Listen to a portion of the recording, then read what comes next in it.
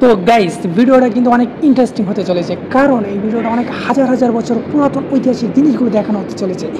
এই জন্য তোমাদের বন্ধুদের মাঝে শেয়ার করে দিতে পারো এবং তোমাদের ফ্যামিলি মেম্বারদের কাছে শেয়ার করে দিতে পারো, তাদেরও কিন্তু দেখার সুযোগ করে দিতে পারো এই ভিডিওটা।